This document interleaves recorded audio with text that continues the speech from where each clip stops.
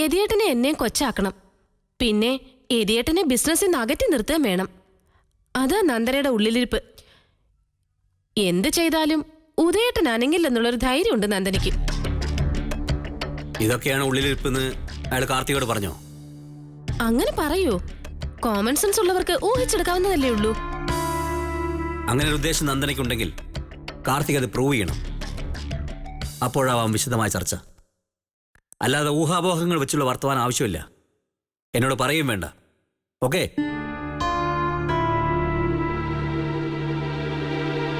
ജീവിത പങ്കാളിയുടെ ന്യൂനതകൾ മറ്റുള്ളവരോട് പറയുന്നത് അന്തസ്സല്ലാന്ന് കാർത്തികയ്ക്ക് അറിയാം. അതുപോലെ അല്ലെങ്കിൽ അതിനും ചീപ്പാണ് ഭാര്യയുടെ കുറവുകൾ ഭർത്താവിനോട് പങ്കുവയ്ക്കുന്നത്.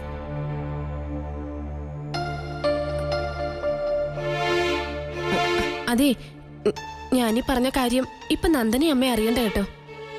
ചേട്ടന്റെ ഭാര്യയ്ക്ക് അനിയന്റെ ഭാര്യ പാരവെച്ചതാണെന്ന് വിചാരിക്കും. അല്ലെങ്കിലും എനിക്കിച്ചിരി സൗന്ദര്യം കൂടിപ്പോയതിന്റെ കോംപ്ലക്സ് ഉണ്ട് നന്ദനയ്ക്ക്.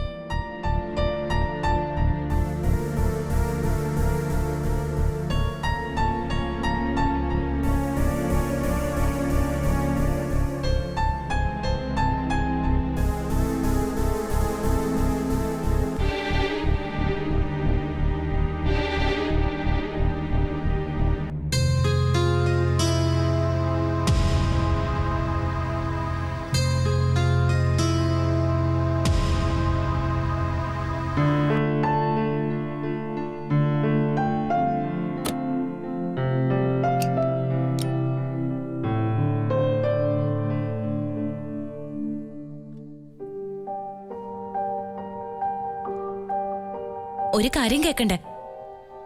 ഞാനിന്ന് ഓഫീസിൽ പോയിരുന്നു. പൊതുവെ തിരക്കുണ്ടായിരുന്ന ദിവസം ചില പുതിയ കാര്യങ്ങൾ ഇംപ്ലിമെന്റ് ചെയ്തു. ദൈനംദിന റിപ്പോർട്ട് കേൾക്കണമെന്നില്ല. പക്ഷെ ഇന്നത്തെ കാര്യങ്ങൾ കേൾക്കണം. സ്വസ്ഥമായിട്ടൊന്നും ആഹാരം കഴിക്കാൻ സമ്മതിക്കില്ല. മര്യാദയ്ക്കൊന്നും ഉറങ്ങാനും പറ്റില്ലേ? ഉറങ്ങിക്കോളൂ. ഞാൻ പറയുന്നത് കേട്ട് കേട്ട് ഉറങ്ങാലോ.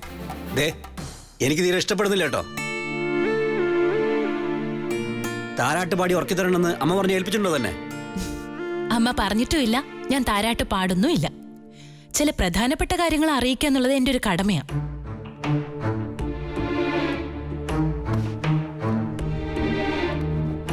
മാനേജറോടും ചീഫ് അക്കൗണ്ടന്റ് ശങ്കർ നാരായണനോടും കുറെ ദിവസത്തേക്ക് ലീവ് എടുക്കാൻ ഞാൻ പറഞ്ഞു. ജോലിയിൽ നിന്ന് അവരെ പിരിച്ചുവിടാൻ പാടില്ലായിരുന്നു. ചെയ്യേണ്ടത് അതാണ്. അത്രയ്ക്ക് സീരിയസ് ആയ ഒരു വീഴ്ചയാണ് രണ്ടുപേരും കാണിച്ചത്. തൽക്കാല അവധിയിൽ നിർത്താം. ഒരു പനിഷ്മെന്റ് ആവട്ടെ. ടൂറിസ്റ്റ് ഹോമിലെ ഒരു മുറി എന്റെ ഓഫീസ് റൂമാക്കി. ഇനി അതൊന്ന് മോടി പിടിപ്പിക്കണം. ഒരു കാരവൻ വാങ്ങിച്ചൂടെ? അതാവുമ്പോ മൂവിംഗ് ഓഫീസ് ആക്കാം. ഓഫീസ് മൊത്തത്തിലൊന്ന് ഭംഗിയാക്കാൻ ഒരു 5 ലക്ഷം രൂപ വേണ്ടി വരും.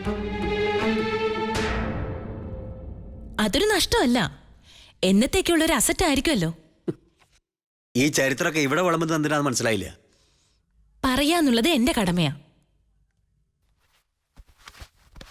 തന്റെ ബോറടി മാറ്റാൻ വേണ്ടി അമ്മ തന്നെ ഒരു കാര്യം ഏൽപ്പിച്ചു. എന്തെങ്കിലും ആവട്ടെ എന്ന് കരുതി ഞാൻ അതിനെ അനുകൂലിച്ചു. പവർ ഓഫ് അറ്റോർണി തന്നു. ശല്യം ഒഴിവാവട്ടെ എന്നേ വിചാരിച്ചുള്ളൂ. കിട്ടിയ ചാൻസ് ഉപയോഗിച്ച് താൻ എന്തു വേണമെങ്കിലും ചെയ്യേ. ഓഫീസിൽ ആരാന്ന് വെച്ച നാട് കടത്താം, തൂക്കിക്കൊല്ലാം. വേണ്ടി വന്നാൽ ഓഫീസിനെ എടുത്ത് തലകീഴായി വെക്കേ.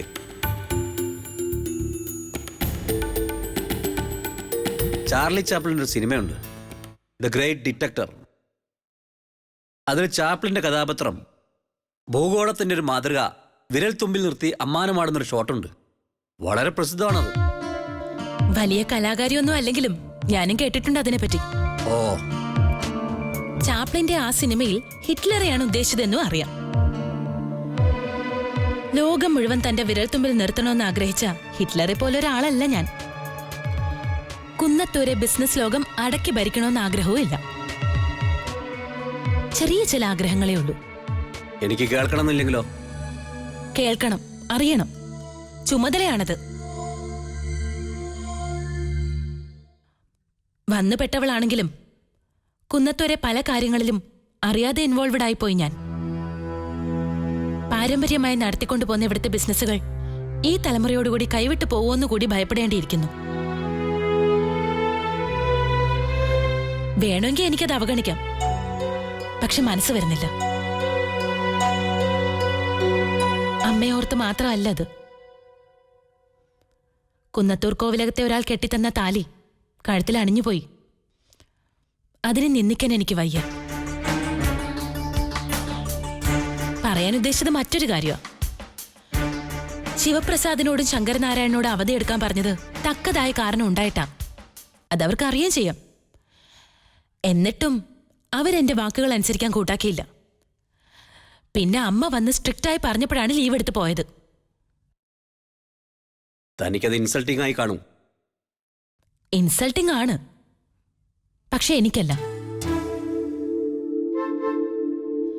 അവരെന്നെ കാണുന്നത് ഉദയന്നൂരെ വിദ്യാഭാരതിയുടെ മകളായിട്ടല്ല, കുന്നത്തൂരെ ഉദയവർമ്മയുടെ ഭാര്യയായിട്ടാ. മാനേജിംഗ് പാർട്ട്ണറുടെ ഭാര്യയുടെ വാക്കുകൾ അവർ വകവെച്ചില്ലെങ്കിൽ അതിന്റെ അർത്ഥം എന്താ? മാനേജിംഗ് പാർട്ട്ണറെ അവർ അവഗണിക്കുന്നു എന്നല്ലേ?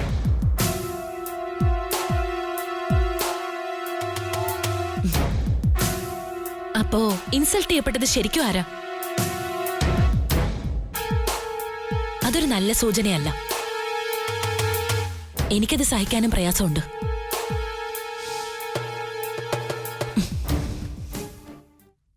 ഒന്ന് അറിഞ്ഞിരിക്കുന്നത് നന്നായിരിക്കുന്നു തോന്നി.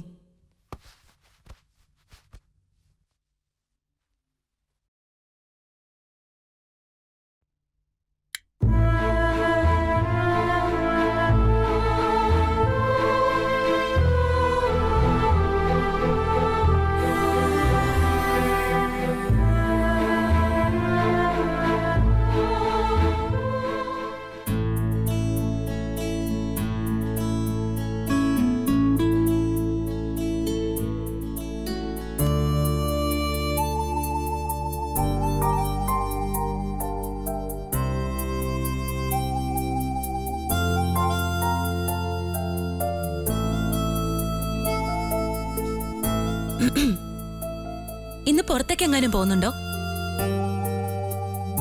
ചിലപ്പോ. എപ്പോഴായിരിക്കും പോവാ? പുറത്ത് പോണോ വേണ്ടേന്ന് തന്നെ തീരുമാനിച്ചിട്ടില്ല. പിന്നെ എങ്ങനെ സമയം പറയുന്നത്? ഞാനൊരു കാര്യം പറഞ്ഞാ കേക്കോ? എന്റെ ഒരു ആഗ്രഹമാണെന്ന് കൂട്ടിക്കോ, അല്ലെങ്കിൽ റിക്വസ്റ്റ്. ആദ്യം കേക്കട്ടെ, എന്നിട്ടാവും തീരുമാനം. എന്റെ കൂടെ ഒന്ന് പുറത്തേക്ക് വരൂ. എന്താ? അല്ല, ചിലര് പറയുന്നത് കേട്ടിട്ടുണ്ട്, എന്തെങ്കിലും വിരോധമുള്ളവരെ ഒഴിഞ്ഞ സ്ഥലത്തേക്ക് വിളിച്ച് മാറ്റി നിർത്തിയിട്ട് ദേഹോപദ്രവം ഏൽപ്പിക്കുന്നു. തന്റെ ചോദ്യം കേട്ടിട്ട് അങ്ങനെ എന്തോ പ്ലാനാണെന്ന് തോന്നുന്നു. എന്താ, ആണോ? എന്റെ കൂടെ ഓഫീസ് വരെ ഒന്ന് വരുമെന്നാ ഉദ്ദേശിച്ചത്. എന്തിനാത്? സ്വന്തം സ്ഥാപനത്തിൽ ഒരാൾക്ക് വരുന്നതിന് പ്രത്യേകിച്ചൊരു കാരണം വേണോ? എല്ലാവരുടെയും കാര്യം എനിക്കറിയില്ല. എനിക്ക് എവിടേക്കായാലും വരുന്നതിന് തക്കതായ കാരണം വേണം. മാനേജിംഗ് പാർട്ട്ണർ എന്ന സ്ഥാനത്തേക്കാൾ വലിയ കാരണം എന്താ? നന്ദന ചൂണ്ടിക്കാണിച്ചു തരുന്ന കാരണമല്ല, എനിക്ക് കൺവിൻസിംഗ് ആയ റീസൺ വേണം. ശരി, എങ്കിൽ പോട്ടെ. വെറുതെ ഒരു ദിവസം എന്റെ കൂടെ ഒന്ന് വന്നൂടെ? ഇന്നത്തേക്ക് മാത്രം മതി. മനസ്സിലായി. ഇന്നലെ ധീരസാഹസ്യ കൃത്യങ്ങളാണല്ലോ താൻ ഓഫീസിൽ കാഴ്ചവെച്ചത്. സീനിയർ ആയിട്ടുള്ള 2 പേരെ ഫയർ ചെയ്തു, എന്നിട്ട് നിർബന്ധിച്ച് അവധി എടുപ്പിച്ചു. ഇന്ന് അതിന്റെ ഹാങ് ഓവറിലാണ് പുറപ്പാട്. അച്ചടക്കത്തിന്റെ വാള് ഊരിപ്പിടിച്ച് മേടം കയറി ചെല്ലുമ്പോ കൂടെ ഞാനും വേണം. തന്റെ ധാർഷ്ട്യവും പൊങ്ങച്ചൊക്കെ കണ്ട് കയ്യും കെട്ടി വിഡ്ഢിയെപ്പോലെ നിൽക്കുന്ന ഒരാൾ. തൽക്കാലം ഒരു അസിസ്റ്റന്റ് ഇല്ലാത്തതിനാൽ ഞാൻ വരണമെന്ന്. അങ്ങനെ ഒന്നും ഞാൻ ഉദ്ദേശിച്ചില്ല. ഞാൻ അങ്ങനെയാണ് ഉദ്ദേശിക്കുന്നത്. എല്ലാ അധികാരവും അമ്മ കൽപ്പിച്ചു തന്നിരിക്കല്ലേ? അമ്മ മാത്രം? എല്ലാ ബിസിനസ്സിലും എന്റെ മേൽനോട്ടം ഉണ്ടാവണമെന്ന് അനിയന്റെ മുന്നിൽ വെച്ച അഭിപ്രായം പറഞ്ഞതാരാ? അത് അബദ്ധമായി പോയെന്ന് തോന്നുന്നു. എങ്കിൽ ആ തോന്നൽ ശരിയാണോന്ന് അറിയാനായിട്ടെങ്കിലും എന്റെ കൂടെ ഒന്ന് ഓഫീസിൽ വന്നൂടെ? ഇൻസ്പെക്ഷൻ നടത്താൻ എനിക്ക് താല്പര്യമില്ല. തനിക്കിപ്പോ ആവശ്യം ഒരു സഹായിയാ. യെസ് മാഡം എന്ന് പറയാനും ഒപ്പം നിൽക്കാനും, മാഡം എന്തെങ്കിലും വിഡ്ഢിത്തം പറയുമ്പോൾ ഉച്ചത്തിൽ ചിരിക്കാനൊക്കെ ഒരു അസിസ്റ്റന്റ്, അതിനൊരാളെ അപ്പോയിന്റ് ചെയ്യാം. അമ്മയോട് പറഞ്ഞാൽ പറ്റിയ ആരെങ്കിലും ഏർപ്പാടാക്കി തരും. ആലോചിക്കേ.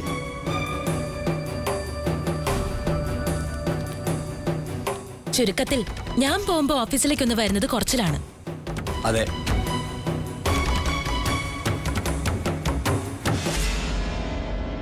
എന്തായാലും ഒന്ന് റെഡിയായി നിന്നോളൂ കേട്ടോ. എന്താ? ഒന്ന് റെഡിയായി നിന്നോളൂന്ന്.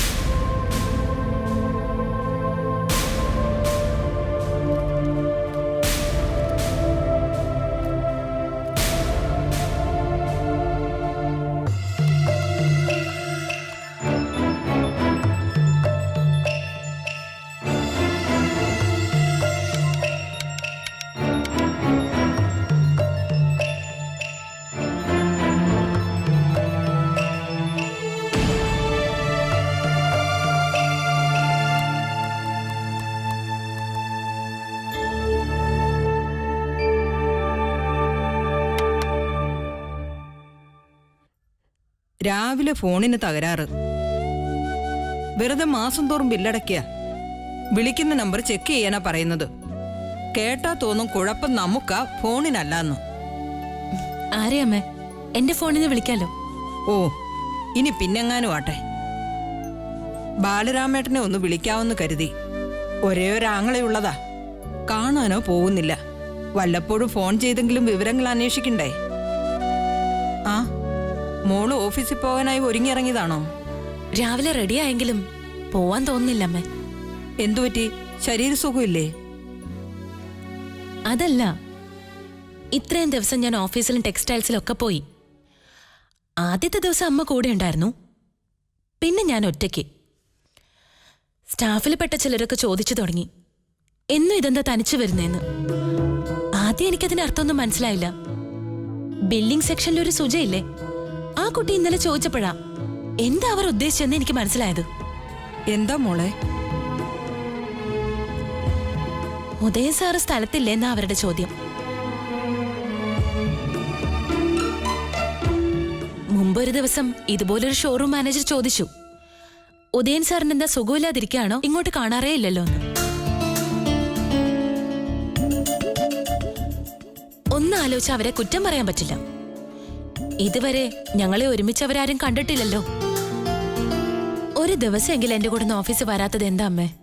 മോളിത് എന്നോട് ചോദിക്കാതെ ഉദയനോട് ചോദിക്കാത്തത് എന്താ? ചോദിച്ചു. എന്നിട്ട് മറുപടി എന്തായിരിക്കും അമ്മയ്ക്ക് ഊഹിക്കാലോ.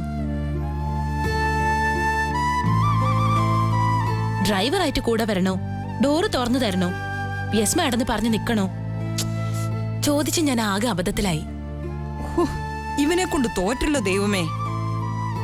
ഭർത്താവ് കൂടെ ഉണ്ടെങ്കിൽ ഏതൊരു പെണ്ണിനും ഒരു പ്രത്യേക ശക്തിയല്ലേ അമ്മേ? ശക്തി മാത്രം ഒരു ധൈര്യമല്ലേ? ഒന്നും വേണ്ട, കല്യാണം കഴിഞ്ഞൊരു പെണ്ണാ ഞാൻ. എന്നും ഇങ്ങനെ അനാഥയെ പോലെ ഒറ്റയ്ക്ക് പോകുന്ന കണ്ട നാട്ടുകാരെന്ത് വിചാരിക്കും? സ്റ്റാഫിനിടയിൽ എനിക്കിപ്പോ എന്താ ഒരു വില? അമ്മ സുജ നേരിട്ട് ചോദിച്ചു. മറ്റുള്ളവരെന്നെ കാണുമ്പോൾ അടക്കം പറഞ്ഞു ചിരിക്കുന്നുണ്ടാവും. ഓർത്തിട്ട് വീടിന് പുറത്തേക്ക് ഇറങ്ങാൻ തോന്നുന്നില്ല. ഉദയൻ എന്തെടുക്കാം മോളെ? ഏതോ പുസ്തകത്തിന് മുന്നിൽ തപസ്സിരിക്കുന്നുണ്ട്. ഇന്ന് ഒരു ദിവസത്തേക്ക് ഓഫീസിൽ വരാൻ ഞാൻ കെഞ്ചി പറഞ്ഞമ്മേ. കേട്ട ഭാവമില്ല. ഇതങ്ങനെ വിട്ടാ ശരിയാവത്തില്ല. അയ്യോ വേണ്ടമ്മേ, അമ്മ ഇപ്പൊ അങ്ങോട്ട് പോണ്ട, വെറുതെ ദേഷ്യപ്പെടും. എന്ന് വിചാരിച്ച് ഏതിനും ഒരു മര്യാദയില്ലേ? ദേഷ്യം അവന് മാത്രമല്ല, ഭർത്താവാണെങ്കിൽ ഭർത്താവിന്റെ ഉത്തരവാദിത്തം കാണിക്കണം. അത് കൊള്ളാലോ. പോണ്ട അമ്മേ, ഞാൻ ഡ്രസ്സ് മാറി അടുക്കളയിൽ കയറാൻ പോവാ. ഇന്നിനി ഓഫീസിലേക്കൊന്നുമില്ല. ആര് പറഞ്ഞു? അവിടെ നിന്നേ, ഞാനിപ്പോ വരാം.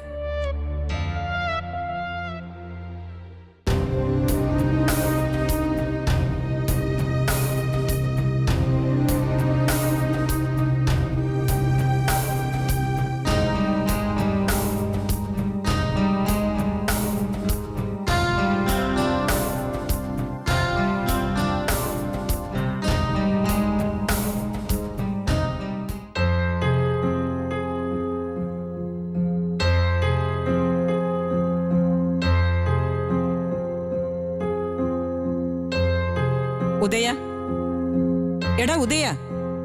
കേൾക്കുന്നുണ്ട്. ഇല്ല, നീ ഒന്നും കേൾക്കുന്നുമില്ല, കാണുന്നുമില്ല. എങ്കിൽ സൗകര്യായി. എന്നോടൊന്നും പറയാതിരുന്നാ പോരെ. അങ്ങനെ സൗകര്യം അനുഭവിക്കണ്ട ഉദയൻ. നിനക്കെന്താ നന്ദനയുടെ കൂടെ ഓഫീസിൽ വരെ ഒന്ന് പോയാൽ? ഞാൻ ഉദ്ദേശിച്ചതുപോലെ തന്നെ സ്റ്റേറ്റ് കമ്മിറ്റി ഹൈക്കമാൻഡിന് വിട്ടു. കേന്ദ്രത്തിൽ നിന്ന് നേരിട്ടുള്ള ഇടപെടല. സ്റ്റേറ്റ് കമ്മിറ്റിയിൽ തന്നെ പ്രശ്നം തീർക്കായിരുന്നല്ലോ. ആ കുട്ടി അപേക്ഷിച്ചതല്ലേ ഉദയ? ഒന്ന് ചെന്നൂന്ന് വെച്ചിട്ട് എന്തു ദോഷം വരാനാ? നന്ദനയ്ക്ക് അകമ്പടി സേവിക്കാൻ എന്നെ കിട്ടില്ല. മതി പുസ്തകം തിന്നത്. ഇതിനകത്തെ അക്ഷരങ്ങളൊന്നും ഇറങ്ങിപ്പോവില്ല. പിന്നെ ആയാലും വായിക്കാം. അതിന് തരുന്നുണ്ടോ? നിനക്ക് നാളെ പരീക്ഷയൊന്നുമില്ലല്ലോ. ആദ്യം ഞാൻ പറയുന്ന ഒന്ന് കേക്ക്. ഞാൻ പറഞ്ഞല്ലോ, നന്ദനയ്ക്ക് അകമ്പടി സേവിക്കലല്ല എന്റെ ജോലി. വേണ്ട, അവള് നിനക്ക് അകമ്പടിയായിട്ട് വന്നോളൂ. എങ്ങനെയായാലും എന്നെ വിടില്ല എന്നാ? അതെ, ആ കുട്ടി ഒറ്റയ്ക്ക് ഇവിടുത്തെ തട്ടിപ്പുകാരോട് യുദ്ധം ചെയ്യാൻ തുടങ്ങിയിരിക്കുക. അത്രയും ഓർത്താ മതി നീ. അത് അവൾക്ക് വേണ്ടിയല്ല, എനിക്ക് വേണ്ടിയിട്ടുമല്ല. പക്ഷേ നിന്റെ കുടുംബത്തിന് വേണ്ടിയാ. നാളെ അതിന്റെ ഗുണഫലങ്ങൾ കിട്ടാൻ പോകുന്നത് ഉദയനും കൂടിയാ. മറ്റാരെങ്കിലും ആയിരുന്നെങ്കിൽ ഇങ്ങനെ മിടുക്ക് കാണിക്കുന്ന ഭാര്യയെ അഭിനന്ദിക്കുമായിരുന്നു. മറ്റാരെയും പോലെ അല്ല ഞാൻ. അതാണല്ലോ എനിക്കിങ്ങനെ പറയേണ്ടി വന്നത്. ഉദയൻ നന്ദനെ അഭിനന്ദിക്കണ്ട. ആ കുട്ടിക്കൊന്ന് ധൈര്യം പകരാനായി ഒപ്പം നിൽക്കാവല്ലോ. ഒറ്റയ്ക്കല്ല താനെന്ന് അവൾക്ക് തോന്നട്ടെ. എന്നും വേണ്ട, ഒരു ദിവസവും ഉദയൻ നന്ദനയുടെ കൂട്ടത്തിൽ ഓഫീസിൽ പോയാൽ മതി. ശരി, നാളെ ആവട്ടെ, പോയേക്കാം. നാളെയോ? എന്താ, അങ്ങനെ ഒരു ദിവസമില്ലേ? ഇന്നെന്താ നിനക്ക് പോയാൽ? ഉദയ, ഇന്നാണ് നീ ശരിക്കും നന്ദനയുടെ കൂടെ ഓഫീസിൽ ഉണ്ടാവേണ്ടത്. അതിന് കാരണമുണ്ട്.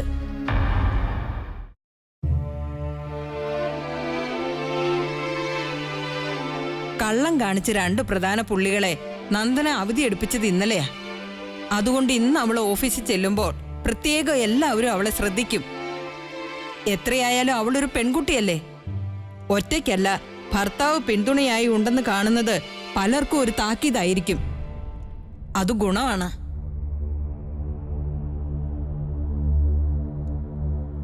ഉത്തരവാദിത്തങ്ങളിൽ നിന്ന് ഉദയൻ ഒഴിഞ്ഞു മാറി നിന്നതുകൊണ്ടാണ് ബിസിനസ്സിൽ വല്ലവരും കൈയിട്ട് വാരിയത്. അതിന് വളം വെച്ച് കൊടുക്കണോ ഇനിയും നീ? രഹസ്യമായിട്ടല്ലല്ലോ ഉദയൻ കല്യാണം കഴിച്ചത്. നമ്മുടെ മുഴുവൻ സ്റ്റാഫും നിങ്ങളുടെ കല്യാണത്തിനുണ്ടായിരുന്നു. അവരുടെ മുമ്പിൽ നന്ദനയും കൊണ്ട് ചെല്ലാൻ മടിക്കേണ്ട കാര്യമൊന്നുമില്ല.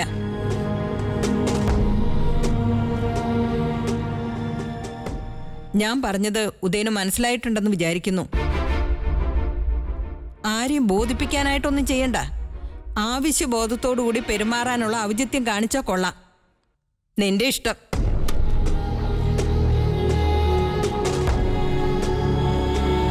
ഓഫീസിൽ വരെ പോകാൻ മനസ്സുണ്ടെങ്കിലേ ഡ്രസ്സ് മാറി വാ. അല്ലെങ്കിലേ പുസ്തകത്തിന്റെ ബാക്കി കാർന്നു നിന്ന് അവിടെ തന്നെ ഇരുന്നോ. ഞാനൊരു 2 മിനിറ്റ് പുറത്ത് കാത്തു നിൽക്കാം.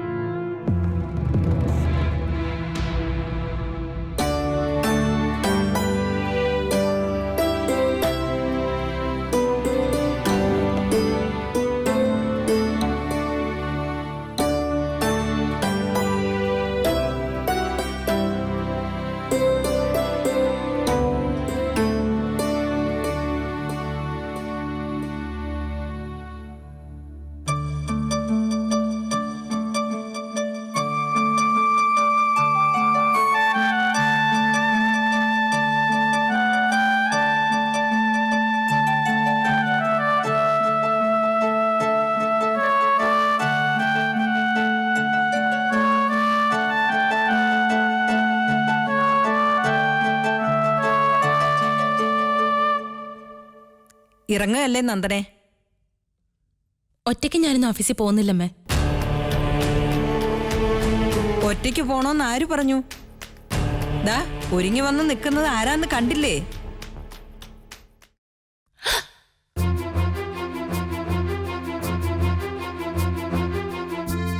നീ എന്തു വിചാരിച്ചു? ഒരാവശ്യം വന്നാലേ ഉദയം മുന്നിലുണ്ടാവും. പക്ഷെ അവനുകൂടി തോന്നണം, അല്ലേ ഉദയ? അയ്യോ, എന്താ? കോളറൊന്ന് നേരെ വെച്ചതാ. ഞാൻ ഉദ്ദേശിച്ച പോലെ തന്നെ. ആ, എന്നാ പിന്നെ സമയം കളയണ്ട, പോയിട്ട് വാ. കാറിന്റെ ചാവി എടുക്കട്ടെ? കാറിലാണ് പോകുന്നതെങ്കിൽ ചാവി വേണ്ടി വരും.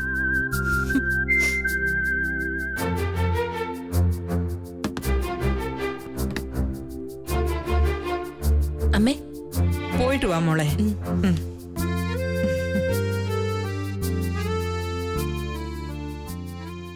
നടന്നോളൂ.